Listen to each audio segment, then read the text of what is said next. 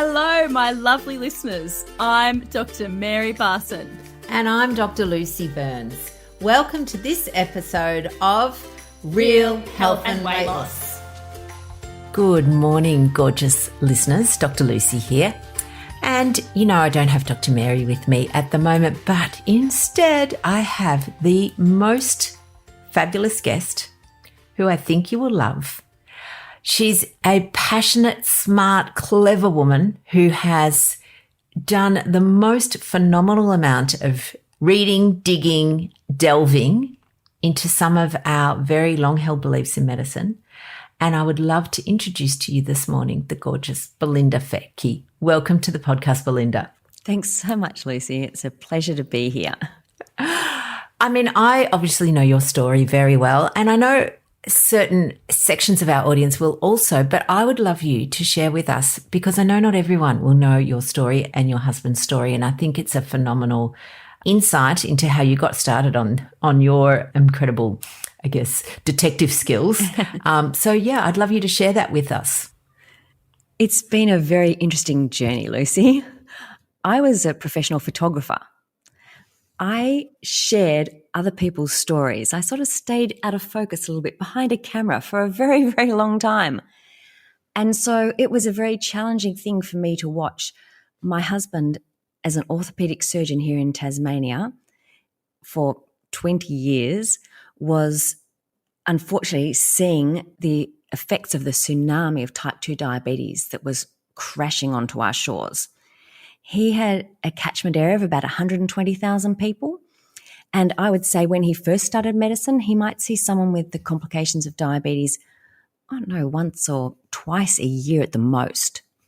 By the time 2014, 2015 came along, he was seeing someone in his public health clinic every single week, requiring debridement of non-healing ulcers, sometimes removal of toes, forefoot, whole foot, and unfortunately, even lower limbs. And this was becoming so, like, his clinic was just full of people who had non-healing ulcers. And he just went, this does not make any sense. What on earth is happening? And we'll go back one step. He had his own health issues. Back in 2000, he was diagnosed with a very aggressive pituitary tumor. And it was very advanced at the stage, so I'm not challenging the fact that he required surgery, he required radiotherapy and chemotherapy. But at no time was he told anything about potentially dietary changes that he could instigate to improve his health outcomes. In fact, he was told that water was fairly boring, and so really orange juice and fruit juices and different things were going to be a much better option. And he took that on board. He followed the Australian dietary guidelines. He was educated with the dietary guidelines. It was 6 to 11 servings of carbohydrates per day back in 2000 or earlier when he was a medical student. And that 6 to 11 serves has changed now to one piece of toast. But at that time, it was 2 pieces of toast. So you could follow the guidelines and eat 22 pieces of toast if you wanted, as long as you had low-fat margarine on there. And I'm sure jam was a discretionary thing that you could definitely put on if you wanted, or honey was healthy. And he certainly loved cereal for breakfast, all of those wonderful things. And now he was drinking a lot of juice. If you consider his diet, he was an orthopaedic surgeon working really long hours. The hospital provided sandwiches and junk foods and juices and all of those things for overnight if he was on a long night as well. So when he was diagnosed with his cancer, he had surgery, radiotherapy and chemotherapy. He was on chemotherapy on and off for 11 and a half years. And it wasn't until he read a book, David Gillespie's Sweet Poison, that someone said to him, Oh, that's a great book. Yes. have you thought about reducing sugar? And he went, what on earth would a lawyer know about sugar and health that me, as an orthopaedic surgeon, I've studied medicine. What would he know that I wouldn't know? This is 2011. So coincidentally, at the same time, we've got a pharmacist here who's very holistic. And she said to Gary, I've been considering, your case, and I'm wondering if maybe you should think about going on to metformin. It's very interesting. The trials that they're having on metformin are showing that people are either getting less cancer or their cancer seems to be going into remission as a not part of the drug. The drug was for type 2 diabetes and it takes the sugar out of the bloodstream and pushes it into the tissues. But maybe sugar out of the bloodstream would help your cancer. So those two things sort of triggered a spark in him, and he went, you know what, I can't keep doing this. In 2011, they said that they didn't think there was anything else they could do. He had his further surgery in 2004. So he said, I need to take my own health into my own hands. And he started surfing the net. He became Dr. Google and found some amazing people in America, Dominic D'Agostino and Colin Champ, who were looking at sugar and carbohydrates in the role of cancer. So he honestly, that day that he had his light bulb moment, he gave up sugar and he's never touched it again. It took a little while, and I'm honest with this, it took a little while for him to work out that carbohydrates are simply glucose sugar. Because I think you learn things in medical school in the first year or two about physiology and biochemistry, and then all they teach you is to band-aid sick care, medicate or operate. And you completely forget that those original bits were even an option. And honestly, I reckon it took 5 months for him to go, wait a minute, I'm eating chips, I'm eating this, I'm eating, a lot of fruit and veg, a lot of fruit, and these are actually just sugars and carbohydrates. So he also went on a very low carbohydrate diet and saw incredible results for himself. In fact, he was able to come off chemotherapy under supervision, and he was getting better results on a low carbohydrate, healthy fat diet than he was having the chemotherapy. So for him, this was amazing. His PET scan when he had it originally lit up like a Christmas tree to glucose. That's how they diagnosed the cancer. And so, Yes. yeah, you don't think about it. He didn't think about it. He was a specialist doctor and he did not consider this is lighting up to sugar. So he actually had a scan recently and they said that the glucose was picking up so much more, so he would be better off considering keeping on with his low-carb diet than any of even the newer cancer therapies that they've got, the chemotherapies. So he's gone, well, I'd rather have that and not be sick. So it's definitely the way to go for him.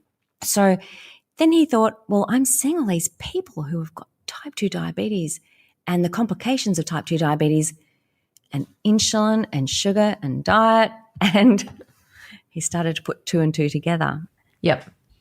Which it's so interesting, it makes, and, I often look at my own training and think, when I went through medical school, which was late 80s, early 90s, we were taught that type 2 diabetes is due to excess fat. And I just accepted that. That seemed reasonable, and it was nothing to do with sugar, which now I look back and think, how on earth? And again, I think as a young medical student, you believe what you're taught because, they're the doyens or the gurus. So, of course, when people were going, it's nothing to do with sugar, they need to be on a low-fat diet, I was doing the same thing. I'm going, yep. So everybody I came across, I'm going, no, you need to reduce your fat. You're eating too much fat. It was all about that and nothing about sugar. And like you just described with Gary, the concept that flour bread is actually a sugar. Yeah, bread is a sugar. I did not join those dots together. And it's fascinating, isn't it? He had a very high carb diet and, breads, cereals, rice, pasta, they were the base of our meals. We followed the food pyramid to the T. That was the base. And everything else was a bit of topping. I actually never gave up butter because I grew up loving butter, but Gary was a margarine man. So he was the low fat, skin off, cut fat off the meat, everything.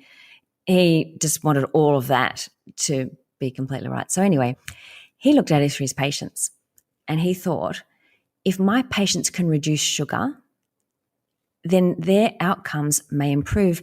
And suddenly another light bulb moment was when he was in the hospital one day and one of his patients with a very badly ulcerated foot, the meal came round for him and it was the diabetic meal plan. And when Gary looked at it, it included 3 desserts per day. It was high carbohydrate, low fat. And he said, wait a minute, this menu is going to cause my patients to have fluctuating glucose levels all day, on and off. They'll be high, they'll be low, they'll be crashing. And this is not going to help this ulcer heal. So he ended up having a discussion with the dietetic department. And he went in there really excited to tell them about what he'd found out about sugar. Yeah. You can imagine Gary, you've met him, his enthusiasm. Oh, yeah. Yes. He went in there and he said, really love to talk about this. Well, I'm actually not quite sure whether they didn't want to hear about it or they didn't want Gary to be the first one to talk about it in the hospital. So rather than embracing and being excited by the findings that Gary was discovering, he was reported to the medical board and investigated for 2.5 years for talking about nutrition, which isn't even under the APRA medical board because dietetics was considered too low a risk to public health to warrant the money to set them up under the umbrella. So it was out of their jurisdiction, but they investigated him for 2.5 years and came to the conclusion that even if low carbohydrate, healthy fat, LCHF principles were ever to become accepted best practice, Gary could still never talk about it. So they were withholding best practice from a doctor. I mean, the whole thing was such a joke. So as you say, I stepped out from behind my camera and I gave up my photography career and I went, I have to work out why my husband, who is doing the right thing, who's improving health outcomes, and other doctors that I was meeting and other people in this low-carb space, why they could talk about the science till they were blue in the face and the rule keepers of the guidelines were not changing their minds. And I thought, something is seriously wrong here. Are you the same? Did you just go, why aren't the guidelines changing? Look, it's, again, for us, so this is Mary and I, it's a little different in that we were enlightened probably by people like Gary, by his story, and initially we were all very worried that we would be silenced because Gary was silenced and he was not allowed to talk about nutrition. And so as a GP, seeing people in the community, if I'm not allowed to talk about nutrition, then what, I guess everyone was very frightened initially, worried about the ramifications on their license, on their ability to practice and the ability to help people. Absolutely. And I think we were told by a senator very early on, you either go very quiet and you hide down low or you go super loud. And can I just say that thank you to the incredible people that supported us on Facebook and other social media platforms, but Facebook in particular. They actually wrote to the APRA Medical Board, this is just the public going, this is ridiculous. I'm seeing incredible results. Why are you stopping this doctor from talking about it? And I don't think they were used to the public jumping up and down. So, anyway, so the only way we could challenge this determination that was handed down, lifelong and non-appellable in a court of law, was to go to the National Ombudsman and appeal the process. So to appeal the process, we had to prove that they had not used the right information, that they'd bullied Gary, which is, I can't tell you how much we could prove it to them. But I guess finding under Freedom of Information, finding that 845-page document that the administration at the Launceston General Hospital had sent to APRA, and within those we were to find 2 documents from the head, the CEO of the Dietitians Association of Australia at that time, demanding that Gary be silenced. So then we were able to start, challenging. This is the LGH colluding, the Launceston General Hospital colluding with the Dietitians Association, and is APRA also part of this group? So my original research started in 2014 because I looked at the expert witness that was brought in by the medical board to determine if an orthopaedic surgeon, with a catchment area of 120,000 people, almost in Antarctica, like we're so far down, we're almost off the map. Yeah. And to determine if an orthopaedic surgeon with about 5,000 people following him on social media at that time was dangerous. And he was at the time Gary Fettke, no fructose, so mostly he was just talking about sugar publicly and about his patients reducing sugar. So I thought, the expert witness must work for the sugar industry. And I must admit I had cognitive dissonance and I was determined to work out where this man was coming from. So I actually wrote to him at every email I could find before I determined he was maybe influenced by vested interests. And I wrote to him and just said, Gary sounds so much like you. You sound like an incredible person who's looked at all these things. You've had, life experiences. And I didn't get a reply from any of them. So then I went, right, you're in my bad books now. I'm going to find out who you work nice. for. Yeah. I tried the nice. I really, really tried the nice. And then I went, no, okay. So he didn't work for the sugar industry. He worked for Sanitarium. And Sanitarium claims to be the biggest breakfast cereal, the most important breakfast cereal. Aussie kids or Weet-Bix kids. And that started to make sense when I uncovered some documents, and the Australian Breakfast Cereal Manufacturing Forum was a group of 4 cereal industries. And it was Sanitarium, Nestle, Kellogg's, and Freedom Foods. And this group was using the hashtag cereal for brekkie. And unbelievably, they were paying the Dietitians Association of Australia $23,000 a year to use their members. So were their members aware they were being used for this money? I don't know. But they were to use their members to influence, protect, and actively defend not only cereals and grains, but sugar's messaging, because their cereal sales were down. Unbelievable. Cereal for brekkie, targeting doctors for talking about low carb because their cereal sales were down. And nothing to do with health.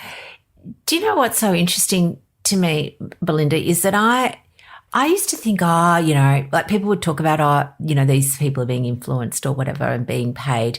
And there was a dinner that I sat at this is in 2018, and I sat next to a dietitian who she's a lovely, lovely girl. And she told me that she got paid $2,000 per post if she hit a certain number of people that liked it. And I just thought, oh my God. Yeah, these documents for the ABCMF, Cereal for Brekkie, we've done this post, how many dietitians have reposted it, how many have done. But my concern is, were the general population of dietitians aware that they were being used for this sponsorship money? And, the young dietitian, because Gary has got loops for his orthopaedic surgery and can look at minute vessels, so APRA doesn't quite understand redacting in the way that they should, and they redacted out lots of things, but they sent her Facebook posts, which she'd used as evidence as to Gary talking about sugar, reducing sugar, and they left all of her friends on the side. They blocked out her name and different things, but didn't have any idea of how to do it. So I was a big Facebook user at the time for my photography, and I said to Gary, this is all of her friends. We'll be able to work this out fairly easily. We're a small community. So we've known from the beginning who the dietitian was, but she was really young. I believe she was used by her association and probably egged on by some of the more senior staff at the Launceston General Hospital. Who knows? And then this feeling, as you say, I've been educated. Sugar is not the problem. It's fat. I am doing the guidelines, all of those things. And so, okay, you can understand why she would report Gary, but the fact that the medical board decided to investigate it for 2.5 years, Gary was providing them with a thesis. Like every week he was getting more and more research, which is collated on the public health, is it the PC? PHUK. Yep. PHUK, yes. And also Diet Doctor. They've got all the research depository, Verta Health. There's so many groups that are collecting all of this. But Gary was sending it. He was underlining and highlighting all the bits that were important, sending it to APRA. After 2.5 years, they had one face-to-face meeting with him. And after listening to him present, his lawyer had to be behind him. He wasn't allowed to give him any cues. And they asked one question. Do you think recommending your patients reduce sugar is specific medical advice? Oh, gosh, Gary said, yes, of course I do. And that was it. Silence. But 2 years it took with the National Ombudsman. And finally, the case was within 1 week of going to a different APRA board, the entire case was thrown out. And Gary was fully exonerated from any vexatious allegations that had come his way. No patient complaint, no patient harm. And he considers that was the defining moment when any doctor could talk about nutrition that was going to improve their patient's health outcome. That was 2018. That's the thing I want to highlight to our listeners is that what Gary Fettke was recommending was not woo-woo. Like, he wasn't suggesting things that were ridiculous. He was suggesting that people reduce their carbohydrate load. And carbohydrates and sugars, we use those words interchangeably now. And you know that Mary and I will talk often about sweet sugar and savoury sugar. Because I think a lot of people will use, when they hear the word sugar, they think of table sugar that and people go, oh, no, I don't have any sugar. I don't have any, I don't have sugar in my tea or sugar in my coffee. But as you and I both know, there's sugars hidden in all of our foods and our processed foods, etc. So he wasn't recommending weird and wonderful concoctions, but yet he was silenced because this recommendation was threatening the establishment. The establishment and the monetary investments of processed food companies. Absolutely. And so that's where my research started. And then I just became fascinated about looking into the vested interests and working out.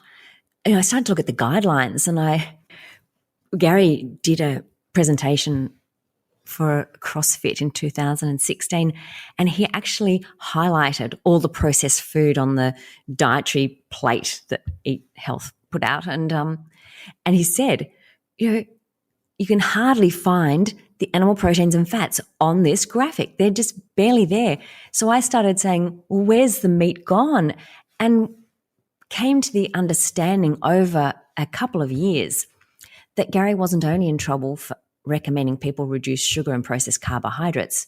He was in just as much trouble for recommending people include animal proteins and fats in their diet. And that was completely unexpected. So then I started talking about this plant-biased dietary guidelines and who's writing these guidelines. Yeah. And I think it's a really good point because, so many people assume because the guidelines are written and published and produced that they're based in really robust research, and they're often not, as you've discovered. As we've discovered. And interestingly, even looking at the current Australian Dietary Guidelines review for 2023, it was meant to be done every 5 years, I think, but they haven't done it since 2013. So they are in the process of looking at it again. And unlike the American Dietary Guidelines Committee, which, as Nina Teicholz was able to show, were highly compromised by the food and pharmaceutical industries, like unbelievably. And also one person had devout religious beliefs that demonized animal proteins and fats. So these people were highly conflicted. The Australian Dietary Guidelines Committee are just NH and MRC funding, NH and MRC funding, NH and MRC funding over and over and over again. But you have to consider these people are so entrenched in academia and funding from the NH and MRC that they're not going to talk outside the guidelines. The NH and MRC are the keepers of the guidelines in Australia. So I think you can have one extreme where they're all food industry funded, and they can have the other extreme where they're protecting the food industry funded guidelines.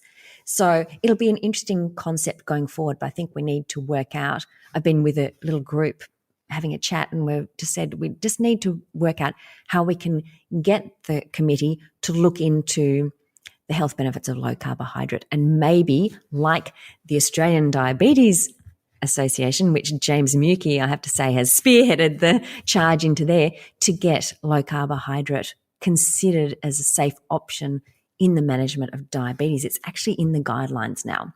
Now we just need to get it into education, but it has gotten a step into there. And James Muki, who was the Australian of the Year in 2020, he's definitely been a mover and shaker in that space. But how interesting is it? So James Muki is, for our listeners who perhaps aren't familiar with him, he's an ophthalmologist, and he has spent his lifetime saving people's eyesight from the complications of type 2 diabetes. So there's a whole heap of parallels with Gary Fettke. So Gary, orthopaedic, looking at feet, James Muki, ophthalmologist, looking at eyes, and seeing the damage and the devastation for the person affected, and then trying to address the root cause of this problem, because band-aiding it And, I think people need to be mindful that the Band-Aiding, like doctors can make a hell of a lot of money out of Band-Aiding eye injections and chopping off feet if they want to. And I think when I spoke to Gary once, he would be so happy to put himself out of a job. It's really, really helpful to note that these people are doing it for non-vested interest. Their vested interest would actually be to continue the current guidelines, so they've got plenty of work. But this is actually really, really going back to that deep cause of actually trying to help our population. Exactly.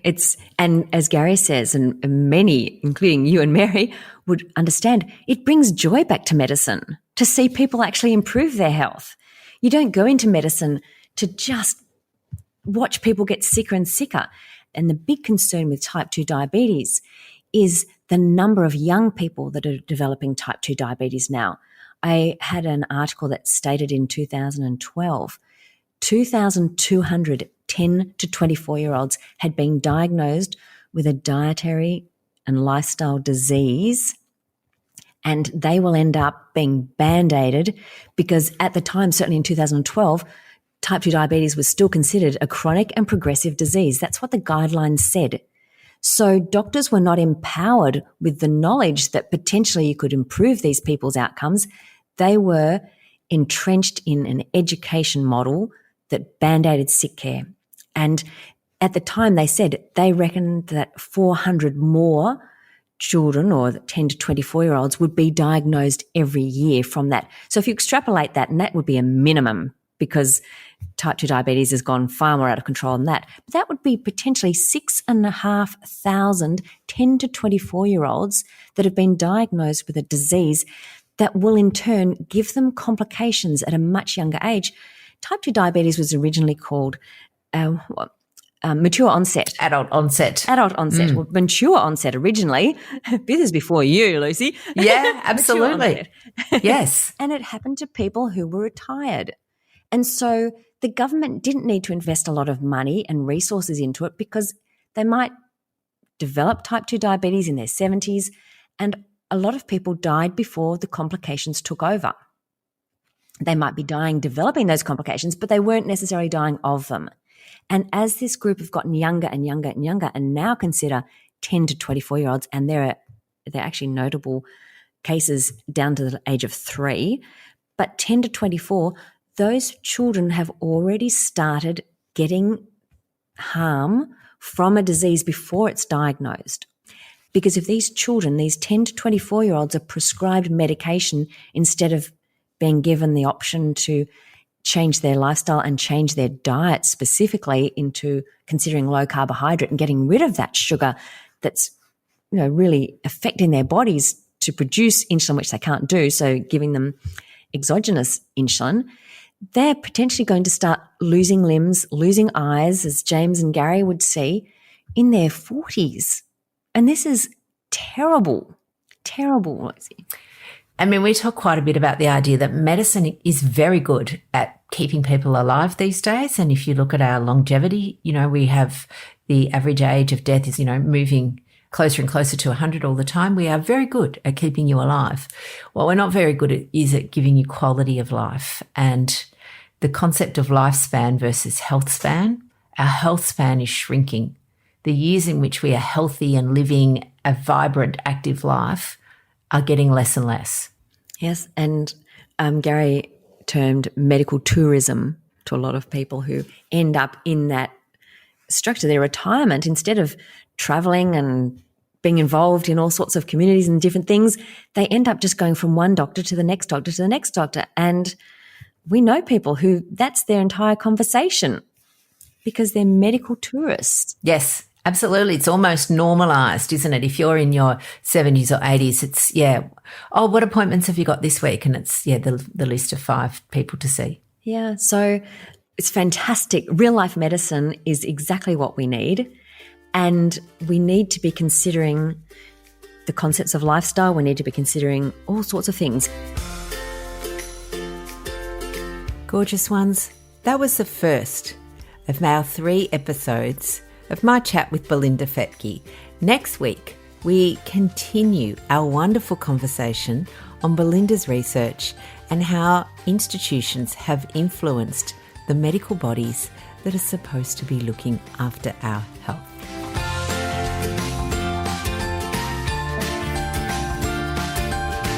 So, my lovely listeners, that ends this episode of Real Health and Weight Loss. I'm Dr. Lucy Burns. And I'm Dr. Mary Barson. We're from Real Life Medicine. To contact us, please visit rlmedicine.com. And until next time, thanks for listening. The information shared on the Real Health and Weight Loss podcast, including show notes and links, provides general information only. It is not a substitute, nor is it intended to provide individualised medical advice, diagnosis, or treatment, nor can it be construed as such. Please consult your doctor for any medical concerns.